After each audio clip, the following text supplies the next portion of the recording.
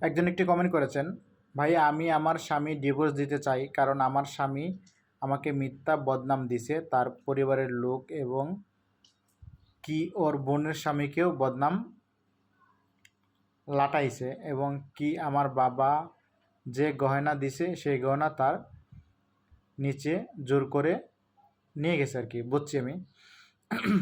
এটা কোনো কারণ না ডিভোর্স দেওয়ার। আপনাদের মধ্যে ভুল বোঝাবুঝি হতেই পারে, কথা কাটাকাটি হতেই পারে, তাহলে ডিভোর্স দিয়ে দিবেন?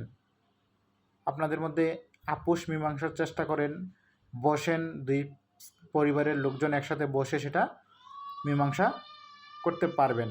আর আপনার গহনার কথা বলতেছেন, আপনার গহনা যদি আপনার শ্বশুরবাড়ির লোকের কাছে থাকে সেটা তো আপনারই, আপনি চাইলে আপনাকে দিয়ে দিবে, সেজন্য ডিভোর্স দেওয়ার প্রয়োজন হয় না। সংসারটা কেন ভাঙবেন? আশা করি আপনার উত্তরটা পেয়েছেন।